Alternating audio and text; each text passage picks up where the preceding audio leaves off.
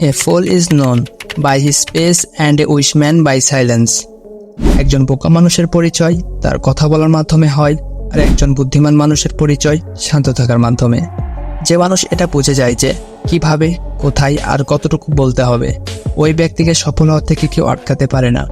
যেরকম বন্দুক থেকে বের হওয়া গুলি কখনো ফেরত আসে না, ঠিক তেমনই মুখ থেকে বের হওয়া কোনো শব্দ ফেরত আনা সম্ভব নয়। আপনার বলা কথা আপনার স্ট্রংনেসও হতে পারে, আবার আপনার উইকনেসও।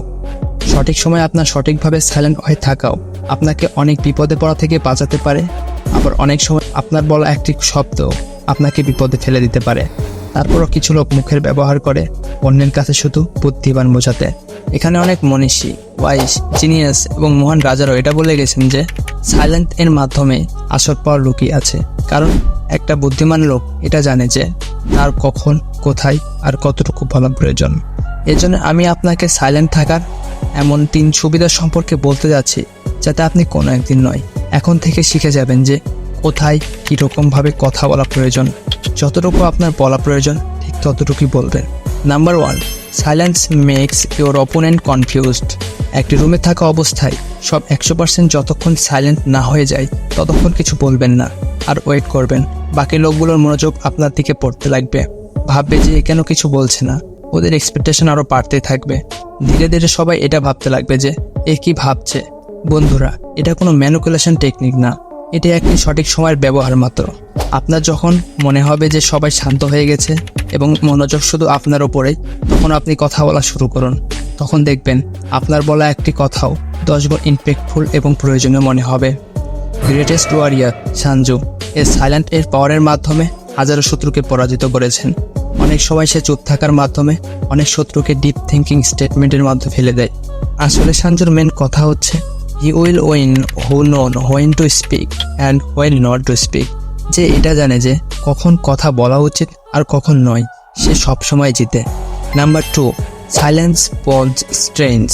বন্ধুরা, এটাই তো সত্যি কথা যে আমাদের মধ্যে অধিকাংশ মানুষই সাইলেন্টকে একদমই পছন্দ করি না।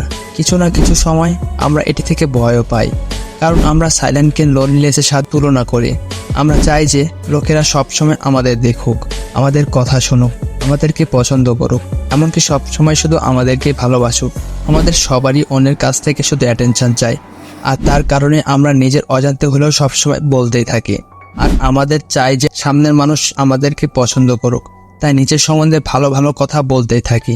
সাইলেন্ট আমাদের ভয় দেখায় এভাবে যে আমি কথা বলা বন্ধ করে দিলে হয়তো সামনের মানুষ আমাকে নিয়ে খারাপ কিছু ভাববে, আর হয়তো আমাকে ভালোভাবে অবজারভেশনই করতে পারবে না। কারণ আমরা জানি ভিতরে ভিতরে আমরা পুরোপুরি সঠিক নই, আর তাই সাইলেন্টকে অ্যাভয়েড করে আমাদের মধ্যে থাকা খারাপ দিকগুলো লুকানোর চেষ্টা করি।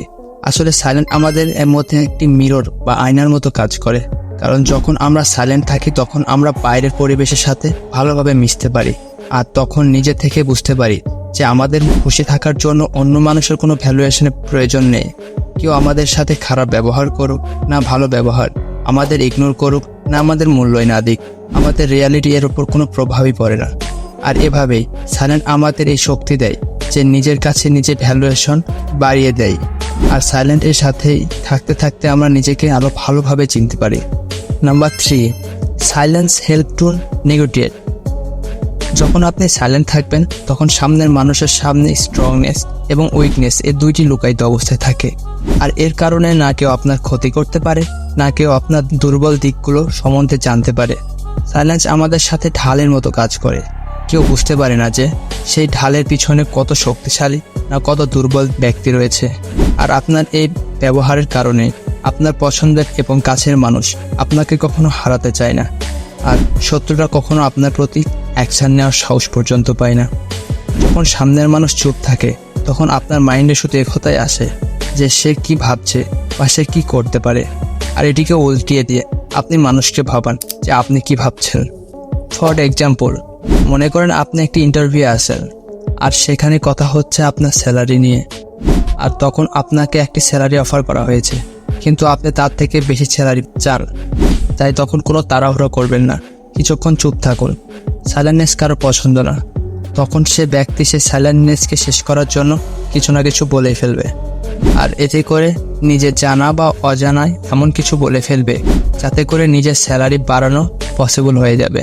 তো বন্ধুরা, আজকে এই পর্যন্তই। দেখা হচ্ছে আবার নেক্সট ভিডিওতে। Thanks for your watching.